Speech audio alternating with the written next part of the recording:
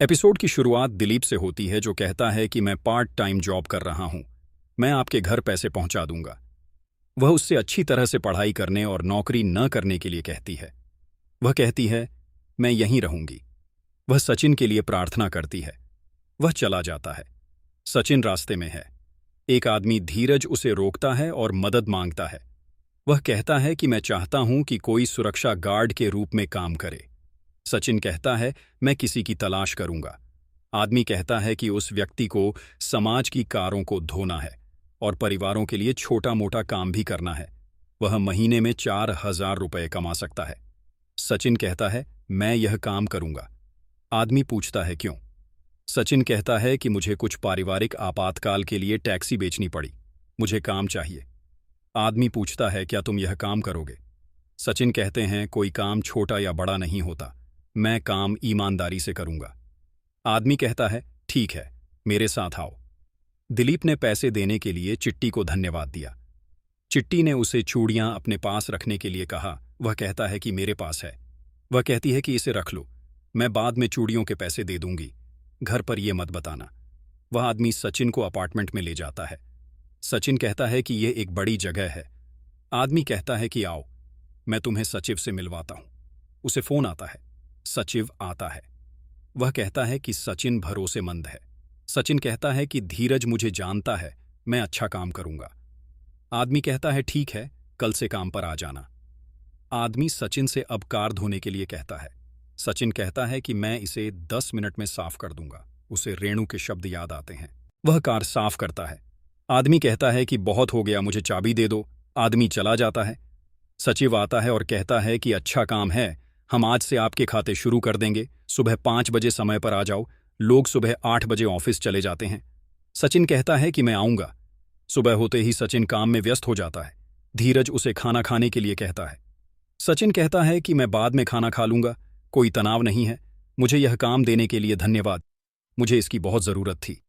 धीरज उसे पहले जाकर खाना खाने के लिए कहता है। सचिन एक स्टॉल पर डोसा खाने जाता है।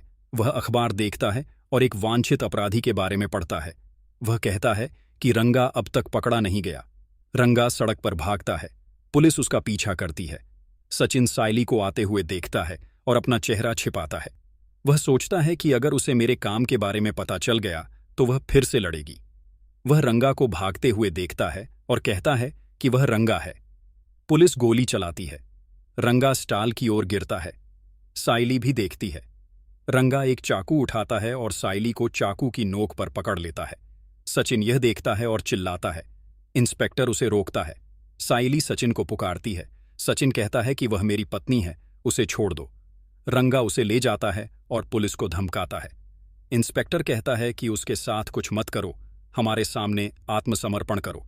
रंगा गार्ड से चाबी देने के लिए कहता है। इंस्पेक्टर कहता है कि चलो इस मामले को संभाल लेते हैं, कोई गलत कदम मत उठाओ।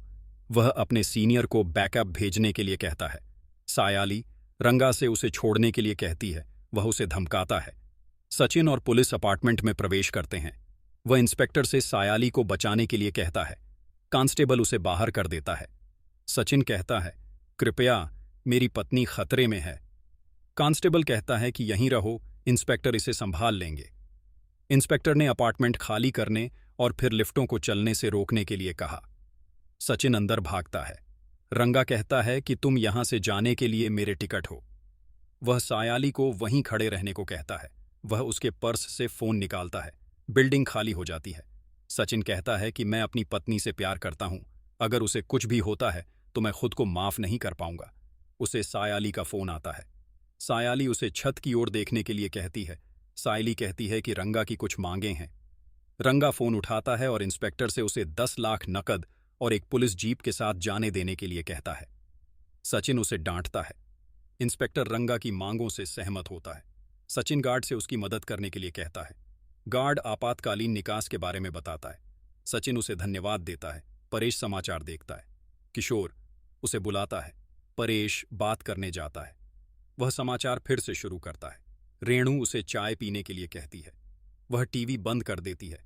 सायली को चक्कर आ रहा है। सचिन आपातकालीन निकास द्वार की ओर भागता है और उसे तोड़ देता है। लिफ्ट काम नहीं करती।